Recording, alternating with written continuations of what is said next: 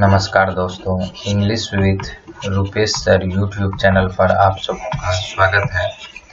आज के इस वीडियो में हम लोग वर्ड पावर पे नेक्स्ट वीडियो नंबर 48 को देख रहे हैं। आज हम लोग जिन रूट वर्ड को डिस्कस करेंगे वह है ईगो और ईपीओ या ईपीआई। ईगो मतलब सेल्फ हो जाएगा और ईएपओ या एपी इसका मतलब ऑन, अपॉन या आप बोल सकते हैं एमोंग, ये सब मीनिंग आपको मिलेगा। तो ये जितने भी इससे पहले के 47 वीडियो है, इस वीडियो का प्लेलिस्ट का लिंक इस वीडियो के आपको डिस्क्रिप्शन में मिल जाएगा। तो उस डिस्क्रिप्शन को विजिट करके आप वहाँ पे सारे वीडियो एक साथ देख सकते हैं। चैनल को अभी तक सब्सक्राइब नहीं किया तो चैनल को सब्सक्राइब कर लीजिएगा और वीडियो अच्छा लगे तो वीडियो को लाइक कर अपने फ्रेंड्स में शेयर कर दीजिएगा। चलिए, आज जो हम लोग रूट वर्ड डिस्कस करेंगे वह है ईगो, जिसका मतलब सेल्फ यानी कि स्वयं से होता है। आपको जहाँ पे भी ईगो रूट वर्ड मिलेगा वहाँ पे आपको स्वयं यानी कि कोई भी चीज़ करने का हो या जो भी चीज़ हो वह स्वयं को यानी अपने आप को उस चीज़ में केंद्रित करके अपने आप को उसमें रखकर वो चीज़ किया जाता है। जैसे फर्स्ट वर्ड है ईगो, इसका मतलब ही रूट वर्ड में है सेल्फ यानी कि स्वयं आप बोल सकते हैं। अब इसको जो डिफाइन किया गया है, इसको इस तरीके से डिफाइन किया गया, the part of the mind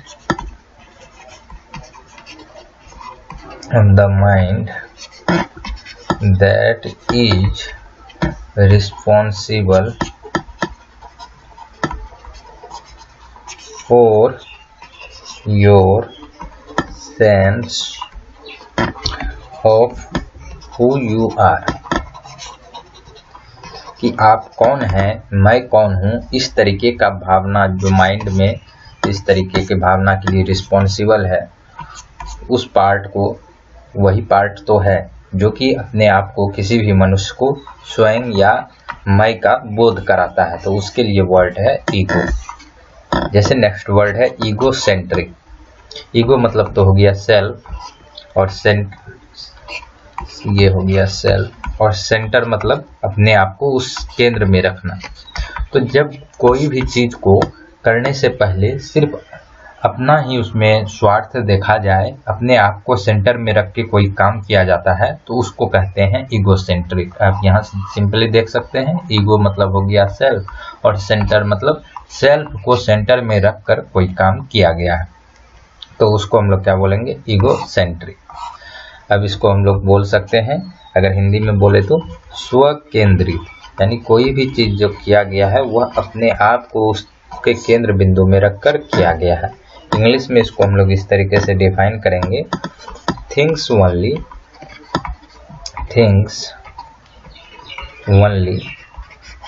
about yourself, मतलब अपने आप के बारे में सिर्फ सोचना, वो क्या कहलाएगा, ईगोसेंट्रिक। आप इसमें आगे ये भी जोड़ सकते हैं कि इसमें दूसरों के बारे में, दूसरों के ज़रूरत के बारे में या दूसरे के लिए क्या अच्छा है उन चीज़ों को नहीं देखा जाता है। सिर्फ सेल्फ को, अपने आप को, अपने लिए क्या अच्छा है, क्या ज़रूरत है, उस चीज़ को ध्यान में रखकर किया जाता है। अब इसी तरीके का जो भावना है, इस तरीके का सोच, उसको हम लोग ईगोइज्म बोलेंगे। ईगो मतलब सेल्फ। आप कई वर्ड में देखे होंगे ISM लगने के बाद वह उस तरीके का बिलीफ के लिए हो जाता है कि ऐसा सोच रखने वाला, इस तरीके का पद्धति जो चलते आ रहा है, तो ISM उस तरीके का वर्ड में लगता है। तो ईगोइज्म में क्या हो गया कि स्वार्थ या खुदगर्जी वाला जो ये भावना है, इस तरीके का बिलीफ है, उसके लिए वर्ड आ जाएगा ईगोइज्म। तो इसको ईगो मतलब हो गया सेल्फ, तो यहीं से हम लोग इसको क्या बोल सकते हैं, इसका मीनिंग कि स्वार्थ या खुदगर्जी, यानी कि खुद के लिए कोई भी चीज किया जा रहा है, इस तरीके का भावना, बिलीफ, सोच, उसके लिए वर्ड आ गया ईगोइज्म। आप इसको बोल सकते हैं इस तरीके से। और इसको अगर हम लोग इंग्लिश में डिफाइन करें तो हो जाएगा the fact that you are better or more important और more important than anyone else,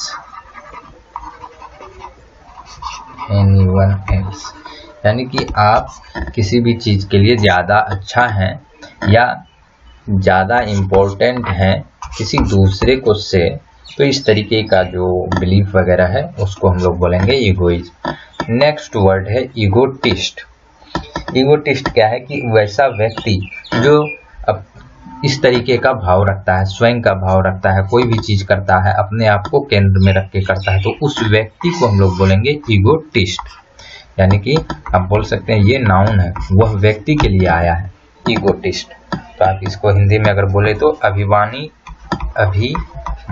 व्यक्ति या स्वार्थी व्यक्ति, अभिमानी या स्वार्थी व्यक्ति, उस व्यक्ति के लिए जो ऐसा सोच रखता है, स्वयं को रखकर कोई काम करता है, तो उसको हम लोग बोलेंगे ईगोटिस्ट। अब इसको अगर हम लोग डिफाइन करें इंग्लिश में तो बोलेंगे अ पर्सन हु कंसीडर्स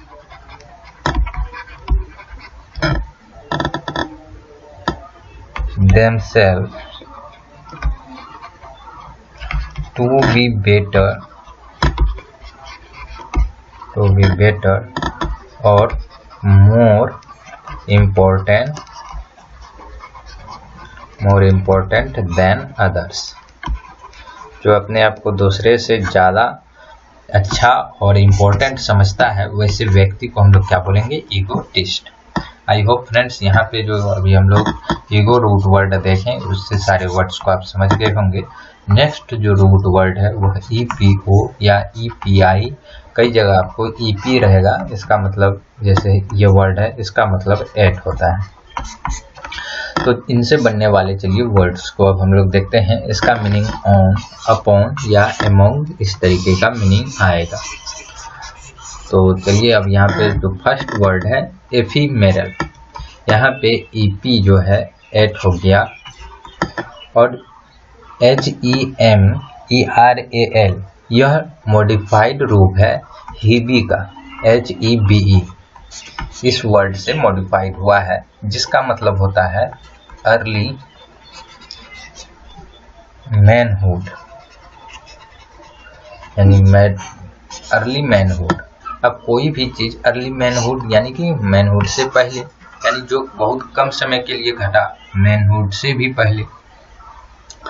तो ये एफीमेरल मतलब होता है जो भी चीज बहुत कम समय के लिए घटता है, जिसको हम लोग हिंदी में क्या बोल सकते हैं, क्षणिक, जो चीज बहुत कम समय के लिए घटता है। तो इसी के लिए वर्ड क्या आ गया। अगर इंग्लिश में हम लोग डिफाइन करें तो lasting for a very short time बोल सकते हैं, lasting for a very short time, जो भी चीज बहुत कम समय के लिए घटित होता है उसके लिए वर्ड आता है एफीमेरल। नेक्स्ट वर्ड है एपी सेंटर।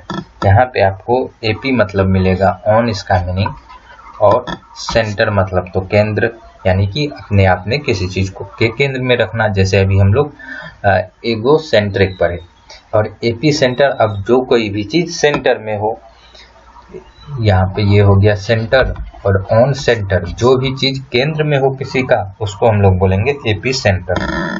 जैसे ज्योग्राफी में आप लोग पढ़ते हैं कि अगर वोल्केनो कोई निकला है तो उस वोल्केनो का जो उद्गम स्थल है, जहाँ से निकला है, उसका एपी सेंटर क्या है, यानी कि वो किस पॉइंट से वो वोल्केनो बाहर निकला, उसका केंद्र बिंदु क्या है।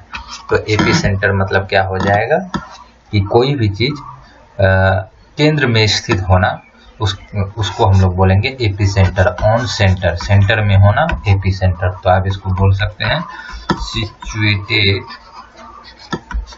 Situated at the centre, centre में होना क्या कहलाएगा, एपी सेंटर। नेक्स्ट वर्ड है एपिडेमिक, और एपिडेमिक को हम लोग पहले भी पढ़ चुके हैं जब डेम या डेमो रूट वर्ड पढ़े थे, डेमो या डेम, जिसका मतलब क्या होता है, ये पीपल होता है, और एपी मतलब क्या हो गया यहाँ पे, एमोंग। तो कोई भी ऐसा डिजीज जो कि लोगों के बीच में किसी खास रीजन, किसी एक क्षेत्र के लोगों के बीच में जो फैल जाता है उसको हम लोग क्या बोलते हैं, एपिडेमिक। यानी कि आप इसको, जैसे अभी कोरोना महामारी आया था, ये तो क्या था कि पूरे वर्ल्ड में फैल गया, तो ये पेंडेमिक हो गया।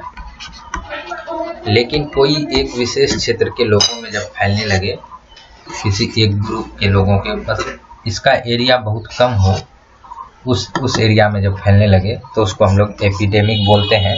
यानी कि किसी एक रीजन के बहुत से लोगों में ऐसा डिजीज फैलने लगता है। तो एपी मतलब यहाँ है एमोंग। इसको अगर हम लोग डिफाइन करेंगे इंग्लिश में तो इसको हम लोग बोलते हैं rapidly spreading disease among people in a region। people in a region, किसी क्षेत्र में लोगों के बीच में कोई ऐसा डिजीज जो रैपिडली फैलने लगे उसको हम लोग बोलते हैं एपिडेमिक। यही बढ़ के जब पूरे वर्ल्ड लेवल पे हो जाता है तो हम लोग इसको पेंडेमिक बोलते हैं। नेक्स्ट वर्ड है एपीग्राम, और यहाँ पे भी आपको एपी मतलब तो ऑन हो गया और ग्राम मतलब टू राइट। अब ये धीरे धीरे टू राइट जो है ये वर्ड मॉडिफाई होकर, जैसे अब यहाँ पे एग्जैक्ट मीनिंग आपको लिखने के सेंस में नहीं मिलेगा, लेकिन कहीं ना कहीं ये चीज़ लिखने से रिलेटेड है। जैसे एपीग्राम हम लोग छोटी छोटी कविता चुटकुला जो होता है उसको हम लोग बोलते हैं एपीग्राम, और वो भी क्या है, एक समय में कभी ना कभी लिखा गया होगा छोटी कविता जो है, और चुटकुला धीरे धीरे इस तरीके से प्रचलित हो गया। तो एपीग्राम मतलब होता है अ शॉर्ट पोएम और सेइंग। जो सेइंग है या छोटी कविताएं हैं उसको हम लोग क्या बोलते हैं, एपीग्राम। चलिए हम लोग यहाँ पे, और इसका कई बार आप देखेंगे सिनोनिम्स भी पूछा गया है, तो इसका सिनोनिम्स में आप ध्यान रख लीजिएगा, क्विप और विटिसिज्म। विटिसिज्म इसका सिनोनिम्स होता है QUIP WITTICISM, विटिसिज्म। नेक्स्ट वर्ड है एपीग्राफ। यहाँ पे अगेन एपी मतलब तो ऑन हो गया और ग्राफ मतलब भी होता है राइटिंग से संबंधित, यानी कि ये हो गया ऑन राइटिंग। हम ये इसका अगर डिसेक्शन करके अलग अलग रूट वर्ड को देखें तो एपीग्राफ होता क्या है कि जो पत्थर वगैरह पे जो लिखा जाता है या स्टेच्यू वगैरह पे पत्थर को खोद कर या बिल्डिंग के ऊपर कोई चीज लिखा जाता है तो उसको हम लोग बोलते हैं एपीग्राफ, यानी कि राइटिंग ऑन समथिंग। तो ये आप यहाँ से डायरेक्ट रिलेट कर पाएंगे कि राइटिंग है किस पे, ऑन किस चीज पे, तो हो सकता है वो स्टेच्यू हो, बिल्डिंग हो या कोई पत्थर वगैरह, तो उसको हम लोग बोलते हैं एपीग्राफ। इसको हम लोग डिफाइन कर सकते हैं इस तरीके से, words written on statue monuments, यानी कि जो महल वगैरह है, मोनूमेंट्स इमारतें सब जो है, बिल्डिंग्स एक्सेट्रा, इस तरीके के अलग अलग चीज़ों पे जो वर्ड्स लिखे रहते हैं खुदाई करके, उसको हम लोग क्या बोलते हैं, एपीग्राफ। नेक्स्ट वर्ड है एपीटेप। यहाँ पे एपी मतलब अगेन ऑन है और TAPH इसका मतलब होता है टॉम्ब, यानी कि स्मारक आप जिसको बोलते हैं। तो एपीटेप यानी कि जो स्मारक यानी टॉम्ब पे लिखा हुआ है उसको हम लोग क्या बोलेंगे कि एपीटेप, यानी कि स्मारक सब पे आप देखते होंगे कि बहुत लोग बहुत चीज़ उस पर लिखवा देते हैं, उस पे खुदवा के लिखवा दिए, अगर कोई पत्थर वहाँ रख दिए हैं तो, या अगर कुछ सीमेंट वगैरह का बनाते हैं तो उस पे लिख देते हैं, तो उसको हम लोग बोलते हैं एपीटेप। तो इसको हम लोग बोल सकते हैं written on a gravestone, on a gravestone, जो स्मारक का स्टोन होता है, कोई मृत व्यक्ति जहाँ पे डेट करने के बाद दफनाया जाता है वहाँ पे स्टोन लगा देते हैं, तो उसको हम लोग क्या बोलते हैं, ग्रेव स्टोन। तो written on a gravestone in memory of the person buried there, person buried there, तो इसको हम लोग बोलते हैं एपिटेफ। आप इसको हिंदी में क्या बोल सकते हैं, समाधि लेख, समाधि लेख। तो आई होप फ्रेंड्स यहाँ तक ये वर्ड भी आप समझ गए होंगे। नेक्स्ट वर्ड है एपीफाइट। तो एपी मतलब तो होता है ऑन, और PHYTE इसका मतलब होता है प्लांट। आप सुने होंगे जीरोफाइट, हाइड्रोफाइट। तो हाइड्रोफाइट वैसे प्लांट जो हाइड्रो मतलब जो कि होता है वाटर, तो हाइड्रोफाइट लगा दिए। तो वैसे प्लांट जो कि वाटर में उत्पन्न होते हैं, वहाँ पे उसका वो फलता फूलता है, तो उसको हाइड्रोफाइट बोलते हैं। तो इस तरीके से अलग अलग आप हो सकता है सुने होंगे, नहीं सुने होंगे तो ध्यान रखिएगा। तो इसका मतलब होता है कि वैसे प्लांट जो कि उत्पन्न होता है, जिसको बोल सकते हैं बढ़ने के लिए किसी दूसरे प्लांट का सहारा लेना पड़ता है, तो वैसे प्लांट को बोलते हैं एपीफाइट। आप यहाँ पे एपी मतलब अगर अपॉन कर लेंगे तो और अच्छे से समझ में आएगा। प्लांट अपॉन प्लांट, यानी कि कोई एक प्लांट है और कोई दूसरा प्लांट जो है इसी प्लांट के सहारे, मान लीजिए इस तरीके से ये यहाँ पे बढ़ रहा है, तो उसको वैसे प्लांट जो कि दूसरे प्लांट की सहायता से बढ़ता है सपोर्ट को लेकर, उसको हम लोग बोलते हैं एपीफाइट। और इसको अगर हिंदी में बोले तो क्या बोलते हैं, अधिपादप। और अगर इंग्लिश में इसको डिफाइन करें तो आपको अच्छे से ये समझ में आ जाएगा। A plant that grows on the surface of another plant for support only, यानी कि ये सिर्फ सपोर्ट के लिए दूसरे प्लांट की सहायता लेके ये बढ़ता है, तो उसको हम लोग बोलते हैं एपीफाइट। नेक्स्ट वर्ड है एपीलॉग। यहाँ पे एपी मतलब हो गया आपको अपॉन, लॉग मतलब हो गया स्पीच, और इसको हिंदी में हम लोग बोलते हैं उपसंहार।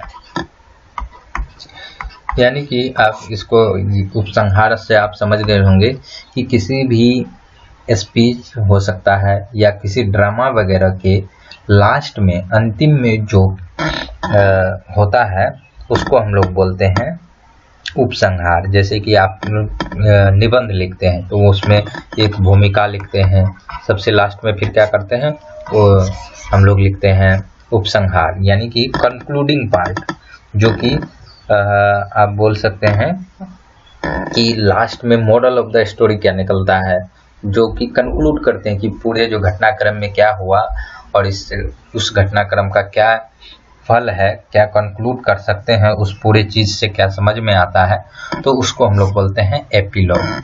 और इसी का एक अपोजिट बनता है जो उसको बोलते हैं प्रोलॉग, यानी किसी भी स्पीच या ड्रामा, नाटक वगैरह को स्टार्ट करने से पहले जो भूमिका तैयार किया जाता है उसको हम लोग बोलते हैं प्रोलॉग। तो आई होप कि एपीलॉग यहाँ पे आप समझ गए होंगे। इसको इंग्लिश में जब आप लिखेंगे, डिफाइन करेंगे, देखेंगे, समझेंगे तो और अच्छे से ये वर्ड क्लियर हो जाएगा। एपीलॉग होता है द कंक्लूडिंग पार्ट, और ये बहुत चीज़ों के लिए यूज किया जाता है, जैसे कि part of a book, a speech, a poem, या अब डायरेक्ट कर लिए, चलिए कर लेते हैं यहाँ पर अ पोएम, और ड्रामा।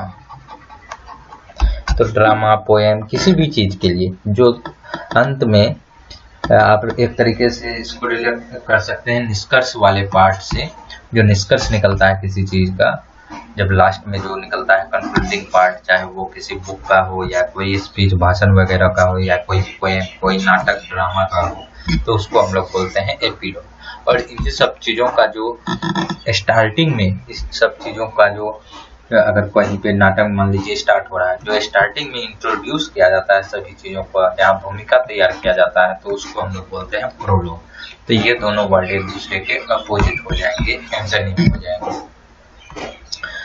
नेक्स्ट वर्ड है फ्रेंड्स एपिथेट। एपिथेट, यहाँ पे एपी मतलब अगेन आपको अपॉन मिल जाएगा, और थेट मतलब होता है टू पुट, और इसका मतलब हो गया उपाधि। किसी मान लीजिए कि कोई है, उस पे कोई और नाम रख दिए, उसके ऊपर कोई और नाम रख दिए, यानी कि उसको एक अलग उपाधि दे दिए, उपनाम दे दिए, तो उसको हम लोग क्या बोलते हैं? एपिथेट। आप इसको जब इंग्लिश का, चलिए पहले डेफिनेशन लिख देते हैं और अच्छे से आपको समझ में आ जाएगा। ए वर्ड और phrase use to characterize CHARACTER IZE या आपको SE, ये दोनों वर्ड आपको यहाँ पे S की जगह Z भी कई बार देखने के लिए मिल जाएगा। तो इस वर्ड मीनिंग, इस स्पेलिंग को भी ध्यान रखिएगा, क्योंकि ये स्पेलिंग एरर में भी कैरेक्टराइज कई बार आया है। तो अ वर्ड और phrase use to characterize a person और थिंग, किसी भी पर्सन या किसी चीज के लिए जो वर्ड या फ्रेज का इस्तेमाल किया जाता है, तो उसको हम लोग बोलते हैं एपिथेट, और इसको आप हिंदी में बोल सकते हैं उपाधि, और इसी को हम लोग क्या बोलते हैं? विशेषण। यानी कि उसकी क्या विशेषता है, उसी चीज पे कोई अलग नाम रख दिए, उसको कोई उपाधि दे दिए, तो उसको हम लोग बोलते हैं एपिथेट। नेक्स्ट वर्ड है एपिटोम। ये वर्ड भी आया हुआ है SSC के प्रीवियस ईयर में। एपी मतलब यहाँ पे हो गया अगेन आपको अपॉन, और TOM मतलब होता है टू कट। अब आप इसको इस तरीके से समझ लीजिए कि कोई भी चीज है, मैं आपको समझाने के लिए आपको ये थोड़ा सा एक्सप्लेन कर देता हूँ कि कोई चीज है, लेट से कि एक केक है, किसी भी एक प्रकार का केक है, इसके कुछ पार्ट को कट कर लीजिए, मान लीजिए इस पार्ट को कट कर लिए, तो अब इस केक के लिए अगर इस चीज को देखें, तो अगर इसकी गुण के हिसाब से देखें, तो जो चीज का ये केक बना होगा वही चीज का ये पार्ट भी केक का बना हुआ है। अगर इसके गुण के लिए बोले कि इस केक का जो गुण है उसके लिए कोई परफेक्ट एग्जाम्पल दीजिए, तो इससे जो कटा हुआ केक है वही इसके लिए एक परफेक्ट एग्जाम्पल है। मैं आपको इस वर्ड को समझाने के लिए मैं ये कहानी आपको बता दिया हूँ कि इस केक के लिए यह कटा हुआ पार्ट इसके गुण के लिए एक परफेक्ट एग्जाम्पल होगा। तो आप यहाँ से इस तरीके से थोड़ा सा रिलेट कर लीजिए। कट अपॉन, किसी चीज का कटा हुआ भाग है, तो वो चीज उसके लिए क्या है? एक परफेक्ट एग्जाम्पल है, उसके डिटेल के लिए, उसके एक्सप्लेनेशन के लिए, उसके किसी भी कैरेक्टराइज के लिए। तो एपिटोम मतलब होता ही है कि किसी भी चीज का एकदम सर्वश्रेष्ठ उदाहरण होना। तो एपिटोम मतलब होता ही क्या है? सर्वश्रेष्ठ उदाहरण, सर्वश्रेष्ठ उदाहरण। और इंग्लिश में अगर फिर हम लोग इसको डिफाइन करेंगे तो ये हो जाएगा कि अ पर्सन और थिंग, कोई भी व्यक्ति या कोई चीज, that is a perfect example of something. किसी भी चीज का जो कोई परफेक्ट एग्जाम्पल है उसको हम लोग क्या बोलते हैं? एपिटोम। नेक्स्ट वर्ड है एपोनिम। यहाँ पे अगेन एपो मतलब हो गया अपॉन, और NYM ये रूट वर्ड का मतलब होता है नेम। अब यहाँ से क्या समझ में आ रहा है कि किसी चीज के ऊपर किसी का नाम, तो जब भी किसी चीज के ऊपर किसी को कोई नाम दिया जाता है तो उसको हम लोग बोलते हैं एपोनिम। और ये सब चीज आप देखिए कितना इजी हो जाता है जब हम लोग रूट वर्ड से देखते हैं। अपॉन, एपो मतलब अपॉन हो गया, और NYM मतलब होता ही नेम है। तो नाम जब किसी के ऊपर है तो उसको हम लोग बोलेंगे एपोनिम। और इसको हम लोग जब डिफाइन करेंगे तो क्या बोलेंगे? the name of a person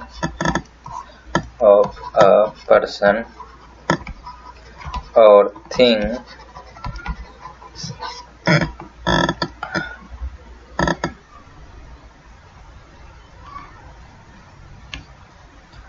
on which the name of a place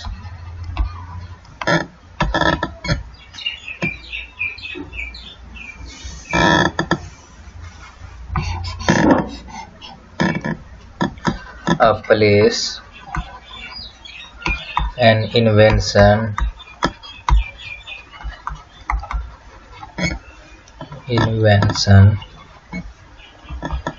या a discovery बेस्ड, यानी कि किसी भी प्लेस का, किसी इन्वेंशन का, किसी डिस्कवरी का नाम जब किसी चीज या किसी पर्सन के नाम पे रखा जाता है तो उसको हम लोग बोलते हैं एपोनिम। तो यहाँ से अपॉन हो गया एपो और NYM हो गया नेम, यानी कि किसी भी प्लेस, इन्वेंशन, डिस्कवरी का नाम जब किसी व्यक्ति या चीज के ऊपर रखा जाता है तो उसको हम लोग बोलते हैं एपोनिम। सो नाउ फ्रेंड्स, यहाँ पे आई होप कि जिस वर्ड को अभी हम लोग रूट वर्ड को डिस्कस किए उसको आप समझ गए होंगे। इस तरीके का वीडियो को आप मिस नहीं करना चाहते हैं, चैनल को जरूर सब्सक्राइब कर साइड के बेल आइकन को क्लिक कर दीजिए सो दैट कि आपको सभी वीडियो का नोटिफिकेशन मिलता रहे। और नेक्स्ट वीडियो 49 में हम लोग इक्वी रूट वर्ड को डिस्कस करेंगे, जिसका मतलब होता है इक्वल। तो मिलते हैं नेक्स्ट वीडियो में फ्रेंड्स, तब तक के लिए गुड बाय।